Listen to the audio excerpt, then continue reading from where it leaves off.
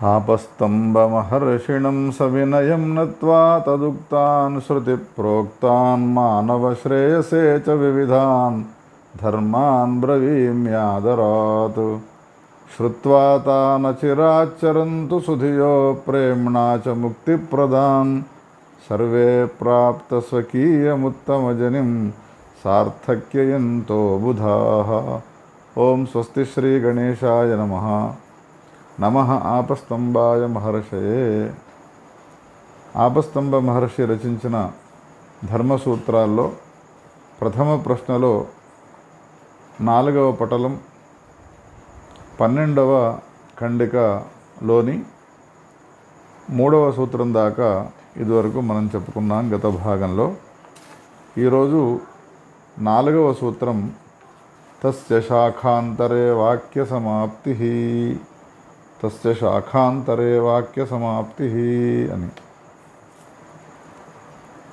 వేదాన్ని అధ్యయనం చేయడమే ఒక గొప్పనైనటువంటి తపస్సు అని చెప్పినాడు. వేదాన్ని అధ్యయనం చేయడం వలన అధ్యయనం చేసినటువంటి వాడు ఒక మహా తపస్వి అవుతాడు. తపశ్శక్తి సంపన్నులైనటువంటి ఋషులకు మునులకు ఏ గొప్పనైనటువంటి స్థానం ఉన్నదో, ఎటువంటి మహిమలు వాళ్లకు లభించి ఉంటాయో, అదే గొప్పనైనటువంటి స్థానము, అటువంటి మహిమలే నియతపూర్వకమైనటువంటి అధ్యయనం చేసిన వానికి ఉంటాయి అని గడిచినటువంటి సూత్రాల్లో చెప్పినారు. అందుకనే వేదాన్ని అధ్యయనం చేసే సమయంలో అంత నియమనిష్టలతో కూడుకున్నటువంటి అధ్యయనాన్ని చేయడము చాలా అవసరమై ఉన్నది. వేదం కూడా నియమాలు పాటించకుండా అశుచిగా ఉన్నటువంటి వాడి సమీపానికి వెళ్ళడానికి ఇష్టపడదు. అందుకనే మనుస్మృతిలో ఈ విధంగా అంటాడు మనుస్మృతికారుడు, విద్యా బ్రాహ్మణమేత్యాహ శేవధిస్తేస్మి రక్షమాం అసూయకాయ మాం మాదాహ తథాస్యాం వీర్యవత్తమా. విద్యాధిష్టాత్రి దేవత అధ్యాపకుని సమీపానికి వచ్చి అతనితో అంటూ ఉన్నది, హే వేదాధ్యాపక, నీ విషయంలో నేను నీకు నిధినై ఉన్నాను. లోకంలో ఎవ్వరు కానీ తన సమీపంలో ఉన్నటువంటి నిధిని బయటికి చెప్పుకోరు, ఎవరికి పడితే వాళ్ళకి ఇవ్వరు.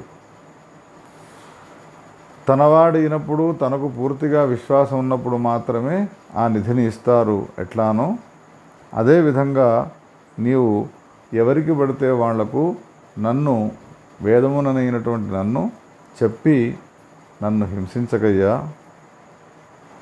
ఎవరైతే సత్య నిష్ఠలతో కూడుకొనుంటారో, శాస్త్రీయమైనటువంటి నియమాలను పాటించేటువంటి వాళ్ళు ఉంటారో అటువంటి వాళ్లకు మాత్రమే నన్ను ఇవ్వు అని వేదమే అధ్యాపకుని సమీపానికి వచ్చి మొరబెట్టుకుంటుంది.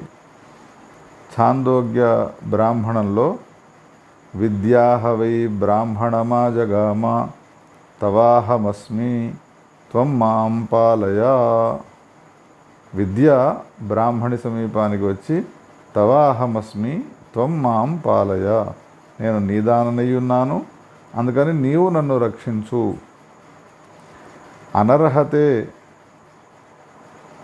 మానినే నైవ మాదాహ గోపాయ మాం శ్రేయసి తథాహమస్మి. అనర్హుడైనటువంటి వానికి మాత్రం నన్ను ఇవ్వడానికి వీల్లేదు, నన్ను రక్షించు. నన్ను రక్షించడం వలన నీకు నేను గొప్పనైనటువంటి ఫలాన్ని ఇస్తాను. తథాస్యాం వీర్యవత్తమ, నీ విషయంలో నేను గొప్పనైనటువంటి వీర్యాన్ని అనుగ్రహిస్తాను అని ఈ విధంగా వేదమాత అధ్యాపకుని సమీపానికి వచ్చి అంటుంది. అందుకని వేదము చాలా పవిత్రమైనటువంటి భాగం, మంత్రభాగం. అది ఎక్కడ పడితే అక్కడ, ఎట్లా పడితే అట్లా అధ్యయనం చేయడానికి వీల్లేదు. వేదాన్ని నియమపూర్వకంగా అధ్యయనం చేసినటువంటి ఈ వాడు ఎవడైతే ఉంటాడో వాడు తపశ్శక్తి సంపన్నుడు, ఇందులో ఏమాత్రం సందేహం లేదు అనే విషయాలను మనం గడిచిన సూత్రాల్లో చెప్పుకున్నాం. 2-3 సూత్రాల్లో గడిచినటువంటి 2-3 సూత్రాల్లో నిత్యస్వాధ్యాయం అనేటువంటిది ఏదైతే ఉన్నదో అది తప్పకుండా వానికి తపస్సుతో సమానమైనటువంటిదే.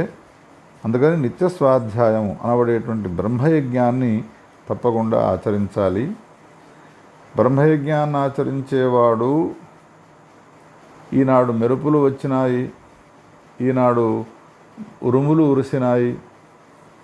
ఉరిమినాయి, ఈనాడు ఇంద్రధనుస్సు పడ్డది, అందుకని నేను బ్రహ్మయజ్ఞాన్ని ఆచరించను అని ఆచరించకుండా ఉండకూడదు. బ్రహ్మయజ్ఞం అనేటువంటి ఏ నిత్య అనుష్ఠానం ఉన్నదో తప్పకుండా ఆ నిత్య వేదాధ్యయనాన్ని చేయవలసిందే. దీనికి ఒక శృతిని కూడా ఉదాహరణ ఇచ్చినాడు. వాజసని బ్రాహ్మణం ఏమంటుంది అంటే, బ్రహ్మయజ్ఞం అనేటువంటిది స్వాధ్యాయము, అది తప్పకుండా ఆచరించాలి.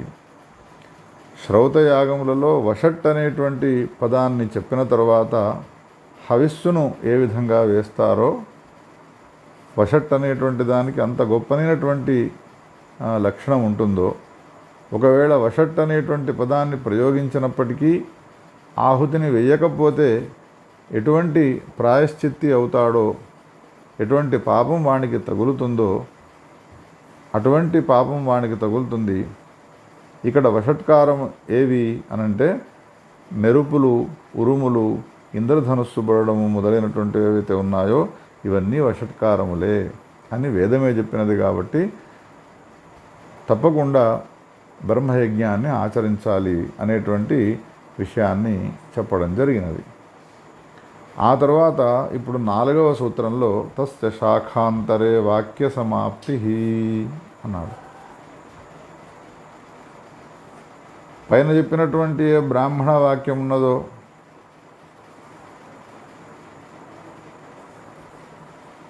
తనయతి స్తనయతి విద్యోతతే అపస్ఫూర్జతి యద్వాతో వాయతి అనేటువంటి ఏవైతే ఉన్నాయో ఆ బ్రాహ్మణ వాక్యానికి పర్యవసానాన్ని చెప్పడానికి ఇంకొక వాక్యాన్ని ఉట్టంకించబోతున్నాం మేము అని ఆపస్తంభుల వారు ఇంకొక శాఖాంతరీయమైనటువంటి వాక్యాన్ని చూపబోతున్నాము అనే విషయాన్ని ఈ 4వ సూత్రంలో చెప్పి ఆ 5వ సూత్రాన్ని మనకు చెప్పినాడు.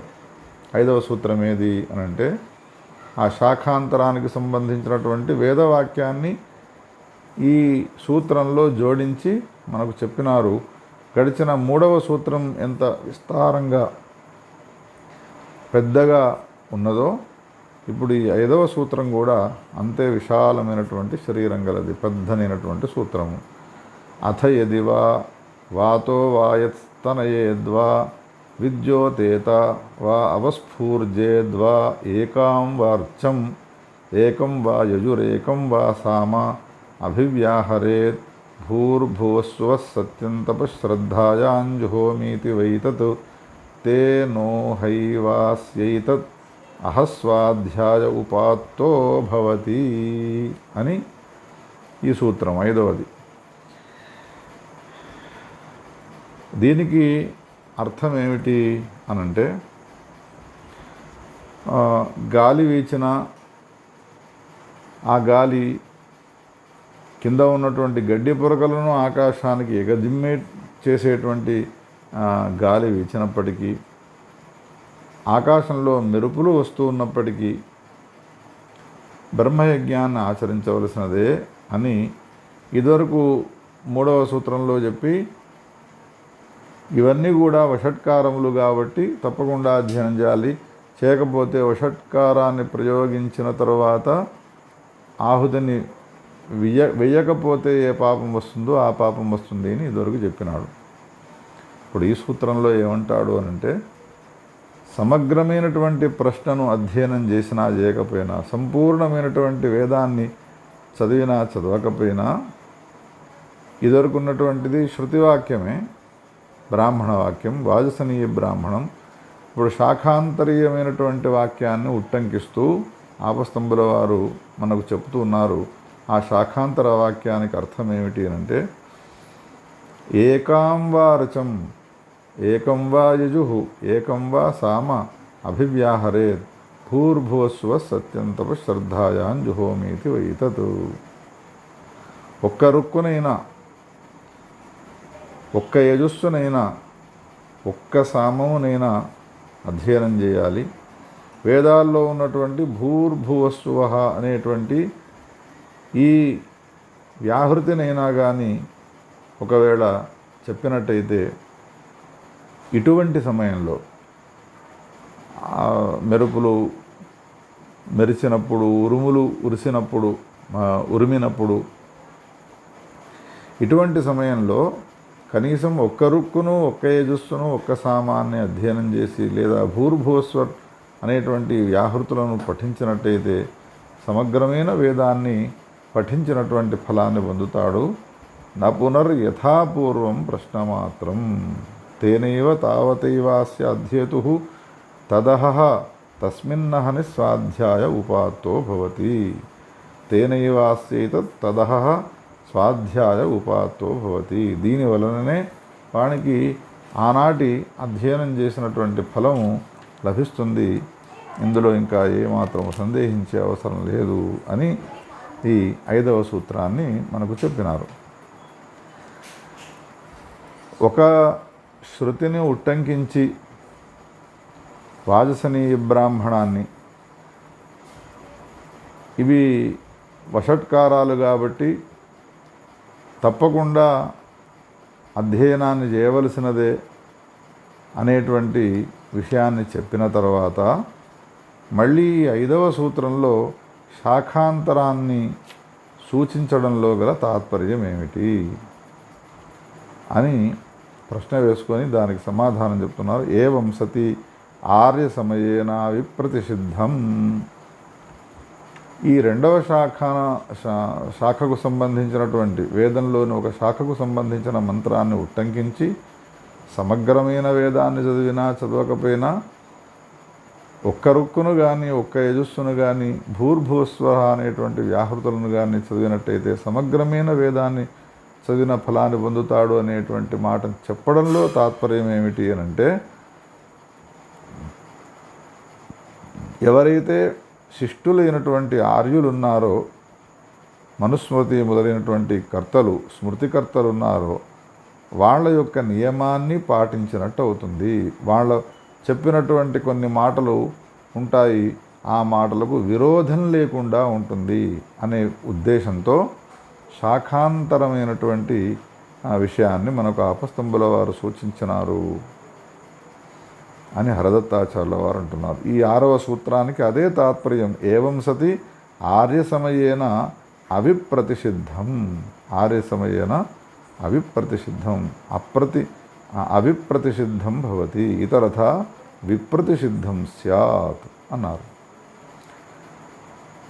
ఏవం సతి వాక్యపరిసమాప్తావాశ్రీయమాణాయాం ఆర్యసమయేన ఆర్యాః శిష్టాః మన్వాదయః తేషాం సమయో వ్యవస్థ. సమయేన అవిప్రతిషిద్ధం అంటే సమయ అనంటే వ్యవస్థ, తేన అవిప్రతిషిద్ధం భవతి. ఒకవేళ ఈ 2వ శృతిని ఉట్టంకించకపోయినట్టయితే వాళ్ళ యొక్క ఏ వ్యవస్థ ఉన్నదో, ఆర్యుల యొక్క ఏ వ్యవస్థ ఉన్నదో దానికి విప్రతిషిద్ధాన్ని చేసినట్టయ్యేది. అందుకని ఈ విధంగా చెప్పడం జరిగినది అని ఈ 6వ సూత్రంలో చెప్పి 7వ సూత్రం అధ్యాయానధ్యాయం ఉపదిశంతి తదనర్థకం స్యాద్వాజసనేయి బ్రాహ్మణం చేదవేక్షేత. ఈ 2వ శృతిని కనుక ఒకవేళ శాఖాంతరమైనటువంటి 5వ సూత్రంలో చెప్పినటువంటి శృతినే గనక చెప్పకపోయినట్టయితే కేవలం వాజసనేయి బ్రాహ్మణాన్ని మాత్రమే చెప్పి ఊరుకున్నట్టయితే జరిగేది ఏమిటి అంటే అధ్యాయానధ్యాయం హ్యుపదిశంతి తదనర్థకం స్యాద్ వాజసనేయి బ్రాహ్మణం చేదవేక్షేత. అధ్యయన దివసంలో ఏది అనధ్యయనము అనేటువంటి విషయం తెలియకుండా పోతుంది.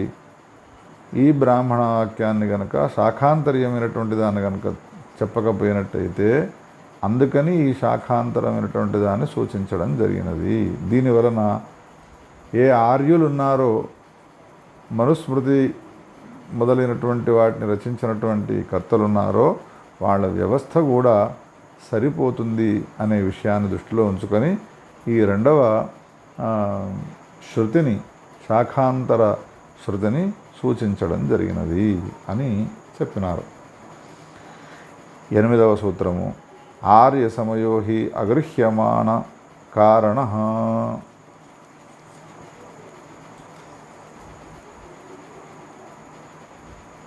ఆర్యులు గనక ఒకవేళ చెప్పినారు అనంటే ఏదైనా ఒక విషయాన్ని దానికి కారణం ఏదైనా ఉండాలి. అగృహ్యమాణ కారణ మొదటి వాజసని బ్రాహ్మణ వాక్యాన్ని తమరు చెప్పినారు. రెండవ వాక్యాన్ని చెప్పకపోయినట్టయితే ఏమవుతుంది? అనర్థకమేనను అనర్థకమే వేదమస్తు శృతి విరోధాతు. మొదటి శృతికి దీనికి విరోధం ఉన్నది కాబట్టి అనర్థమే అవుతుంది కదా అనేటువంటి ప్రశ్న వేస్తే ఆర్య సమయో హి అగృహ్యమాణ కారణ.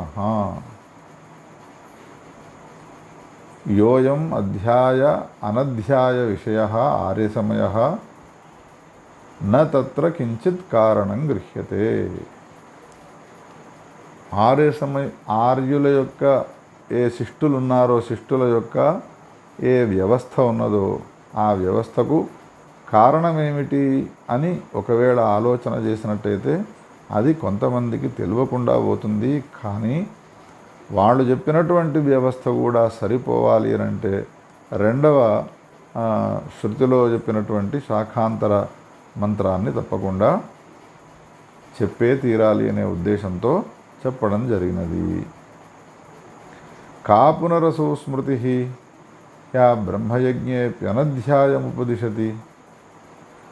బ్రహ్మయజ్ఞ చేసే విషయంలో అసలు ఏ స్మృతి ఉట్టంకిస్తూ ఉన్నది?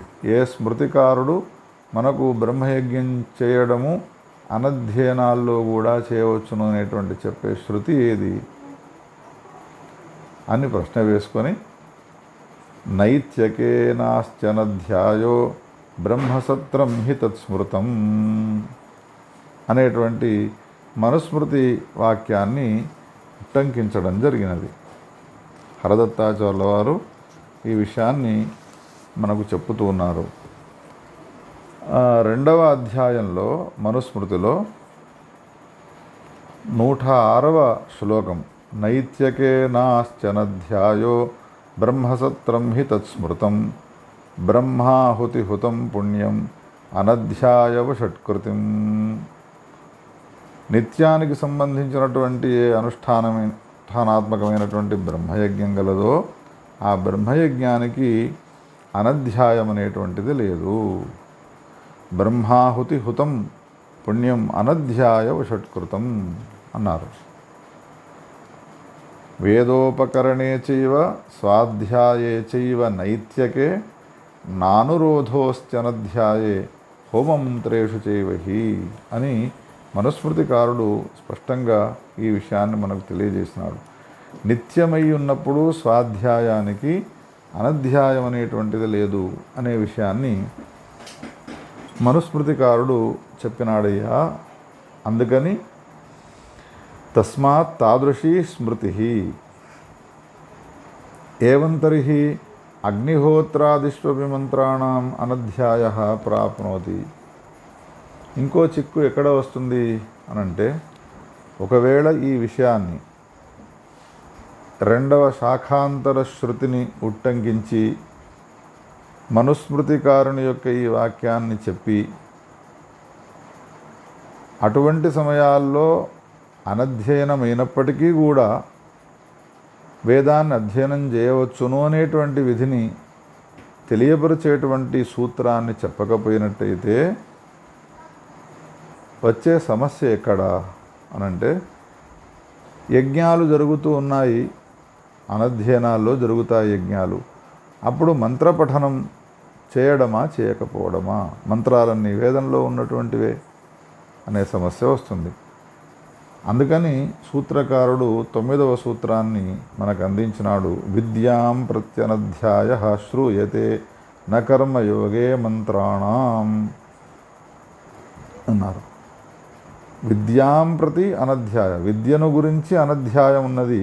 కానీ కర్మయోగంలో కర్మలందు ఉపయోగించేటువంటి ఏ మంత్రాలున్నాయో ఆ మంత్రాలకు మాత్రము అనధ్యయనం అనేటువంటిది లేదు అన్నారు. విద్యా వేదాధ్యయనం తాం ప్రతి అనధ్యాయ శ్రూయతే న పునః మంత్రాణం కర్మయోగే.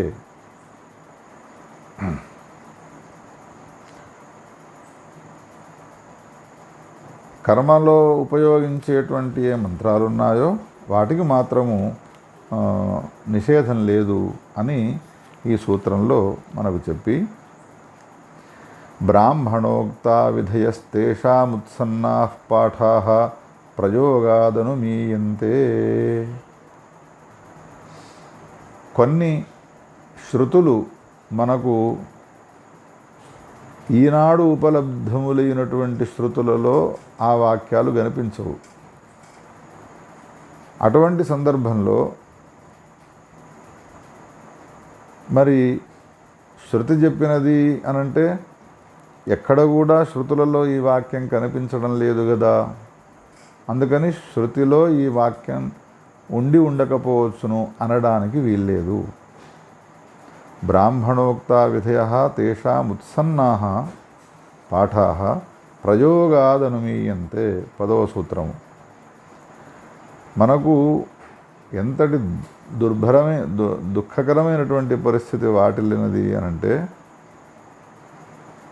ఉత్సన్నా పాఠా ధ్యేతృ దౌర్బల్యాత్, చదువుకునేటువంటి వాళ్ళ యొక్క దౌర్బల్యం వలన అధ్యయనాధ్యాపనలో వేదమంత్రాలు లేకపోవడంతో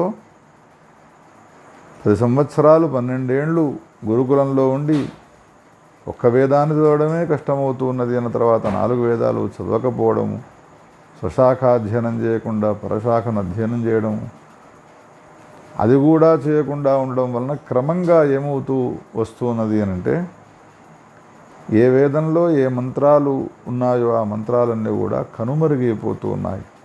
ఉత్సన్నాహ పాఠాహ. అందుకని ఇది ఇవాళ వచ్చినటువంటి పరిస్థితి మాత్రమే కాదు, ప్రాచీన కాలంలో కూడా అనంతములైనటువంటి ఏ వేదములు ఉన్నాయో వాటిని అధ్యయనం చేసిన వాళ్ళు, అన్ని వేదాలను చదివిన వాళ్ళు ఎవరూ లేకుండా ఉండడం దృష్టిలో ఉంచుకొని మహర్షులైనటువంటి వ్యక్తులు ఎవరైతే ఉన్నారో వాళ్ళు అతీంద్రియము ద్వారా కొన్ని విషయాలను కనుగొని ఏవి మనకు ఈనాడు ఉపలబ్ధములైనటువంటి వేదాల్లో లేని వాక్యాలున్నాయో వాటన్నిటినీ వాళ్ళు ఊహించి స్మృతులలో నిబద్ధం చేసి పెట్టినారు. ప్రయోగాదనుమీయంతే. ప్రయోగ స్మృతి నిబంధనం అనుష్ఠానంచ తస్మాత్ బ్రాహ్మణాని అనుమీయంతే మన్వాదిభి ఉపలబ్ధానీతి. మన్వాదులు ఏ ఋషులు ఉన్నారో వాళ్ళంతా కూడా నోటి నుండి ఒక మాట చెప్పినారు అని అంటే తప్పకుండా దాని శిష్టులు కాబట్టి, సంప్రదాయజ్ఞులు కాబట్టి, వేదాన్ని పరిపూర్ణంగా వాళ్ళు నమ్మి విశ్వసించి అదే ధర్మముగా వాళ్ళు ప్రతిపాదించినారు కాబట్టి తప్పకుండా వాళ్ళు చెప్పినటువంటి ఏ వాక్కులు ఉంటాయో వాటికి ఒక శృతి మూలం ఉండి ఉంటుంది అని ఊహించాలి. ఉదాహరణకు ఆరంభ సమయంలోనే ఏ శాస్త్రాన్ని చదువుకోవలసినటువంటి విద్యార్థి గురుకులంలో చేరతాడో మంగళాచరణ శ్లోకాన్ని గురించి పాఠం చెప్తాడు గురువుగారు శిష్యునికి. మంగళాచరణం లేకుండా గ్రంథాన్ని ఆరంభం చేయకూడదు. ఎందుకు అనంటే శృతిలో చెప్పబడ్డది కాబట్టి. శృతి ఏది అని ప్రశ్న వేస్తే సమాప్తి కామో మంగళమాచరేతు అనేది శృతి. ఎవడు సమాప్తిగా గ్రంథం యొక్క సమాప్తి కావాలి అని అనుకుంటాడో వాడు మంగళాచరణాన్ని చేయాలి. ఈ సమాప్తి కామో మంగళమాచరేత్ అనేటువంటి ఈ వేదవాక్యము అధునాతన ఉపలభ్యమానములైనటువంటి ఏ వేదంలో కూడా మనకు కనిపించదు. కానీ అనూచానంగా ఈ వాక్యము ప్రసిద్ధమై ఉన్నది. ఎట్లా అనంటే, మహాత్ములు ఎక్కడో వేదంలో చూసినారు, అది దుర్లభం, పఠన పాఠనాల్లో లేకుండా అది నష్టమైపోయినది. అందుకని మహాత్ములు చెప్పినారు కాబట్టి ఇది వేదంలో ఉన్నటువంటి వాక్యమే అని భావించి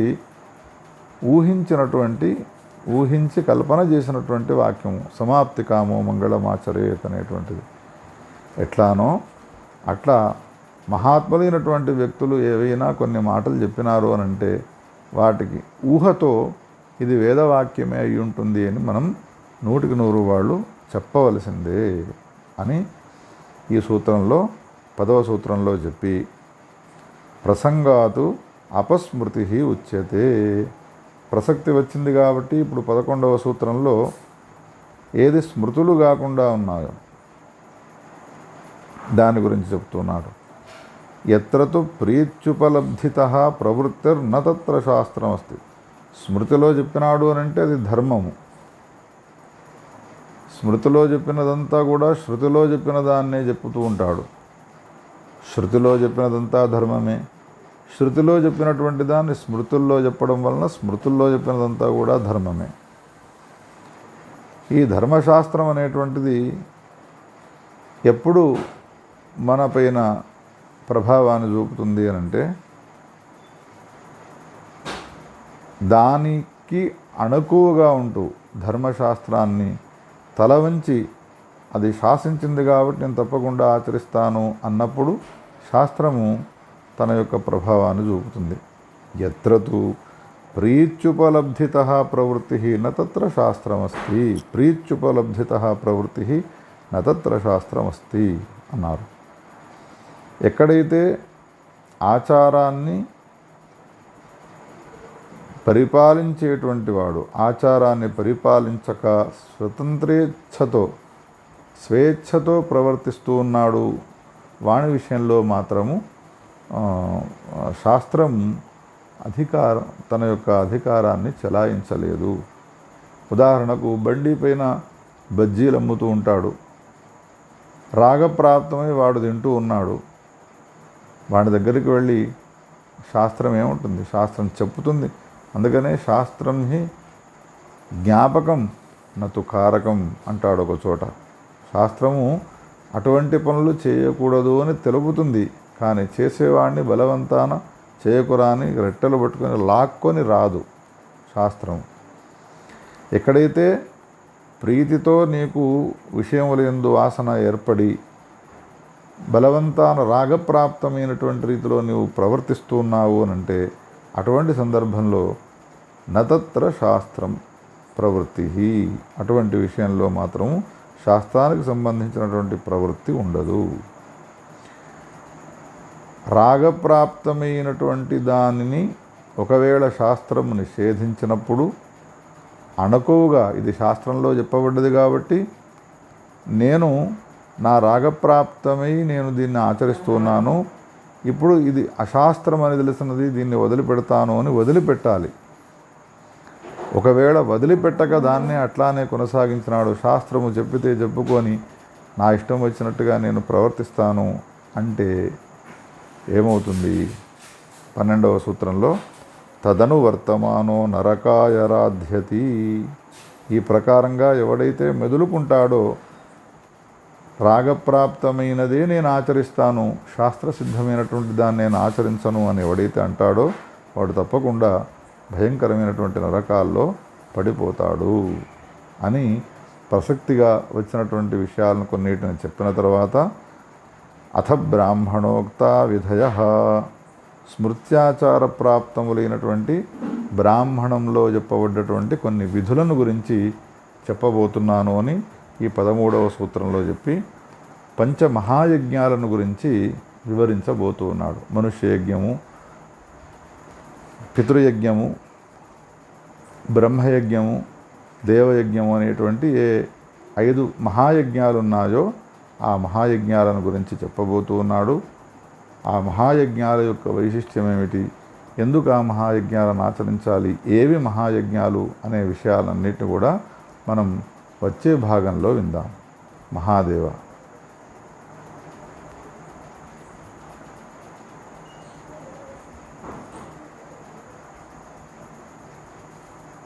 ఆపస్తంభ మహర్షికి జై.